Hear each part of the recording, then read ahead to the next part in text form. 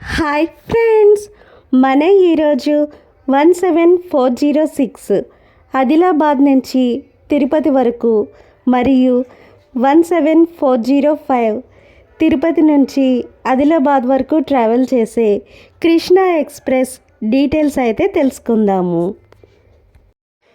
విజయవాడలో ప్రవహిస్తున్న కృష్ణా నది పేరును ఈ ఎక్స్ప్రెస్కి కృష్ణా ఎక్స్ప్రెస్గా పెట్టడం జరిగింది.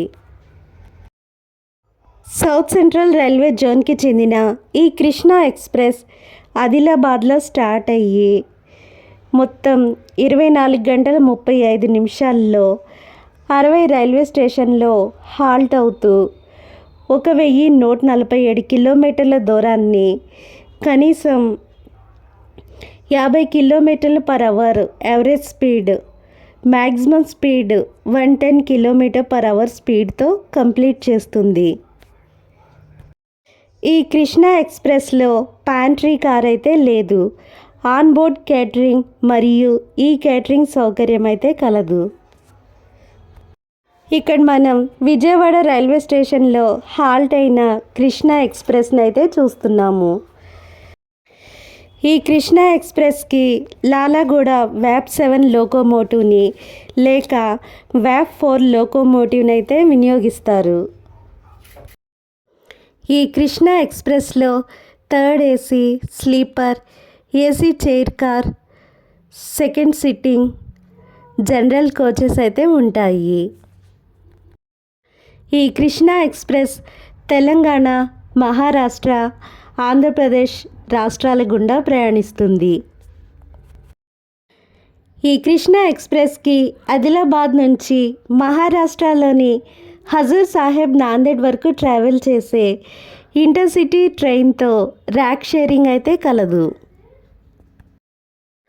17406 కృష్ణా ఎక్స్ప్రెస్లో second sitting 335 rupees ticket fare ఉండగా sleeper class 550 rupees, chair car 1195 rupees, third AC 1475 rupees అయితే ఉంది. ఈ 17406 తెలంగాణ స్టేట్లోని ఆదిలాబాద్లో స్టార్ట్ అయ్యి తెలంగాణ స్టేట్ తర్వాత మహారాష్ట్రలోని నాందేడ్ జిల్లాలోని కిన్వత్, బోదాడి, బుజ్రగ్, సహస్రకుండ్ రైల్వే స్టేషన్లో హాల్ట్ అవుతూ తిరిగి హైదరాబాద్లోని హిమాయత్ నగర్ రైల్వే స్టేషన్ అయితే చేరుకుంటుంది. హిమాయత్ నగర్ రైల్వే స్టేషన్ నుంచి తిరిగి మహారాష్ట్రలోని నాందేడ్ డిస్ట్రిక్ట్లోని బొక్కర్, ముడ్కేడ్, ఉమ్రి, మహారాష్ట్రలోని ధర్మాబాద్ రైల్వే స్టేషన్ అయితే రీచ్ అవుతుంది. ధర్మాబాద్ రైల్వే స్టేషన్ నుంచి తిరిగి తెలంగాణ స్టేట్లోని నిర్మల్ డిస్ట్రిక్ట్లోని బాసరా రైల్వే స్టేషన్కి చేరుకుంటుంది. బాసరా రైల్వే స్టేషన్ నుంచి నిజామాబాద్ జంక్షన్, కామారెడ్డి, అకన్నపేట్, మీర్జాపల్లి మీదుగా ట్రావెల్ చేసి సికింద్రాబాద్లోని బొలారం, మల్కాజ్గిరి మీదుగా ట్రావెల్ చేస్తూ సికింద్రాబాద్ రైల్వే జంక్షన్ని రీచ్ అవుతుంది. సికింద్రాబాద్ జంక్షన్ నుంచి మౌలాలి, చర్లపల్లి, భువనగిరి, యాదగిరిగుట్ట, ఆలేరు, జనగాం, రఘునాథ్పల్లి, గన్పూర్, కాజీపేట్ జంక్షన్, వరంగల్లు, నికొండ, కేసముద్రం, మహబూబాబాద్, గార్ల, డోర్నకల్ జంక్షన్, ఖమ్మం, బోనకల్లు, మదిర, ఎర్రుపాలెం, కొండపల్లి మీదుగా ట్రావెల్ చేసి విజయవాడ జంక్షన్ని రీచ్ అవుతుంది.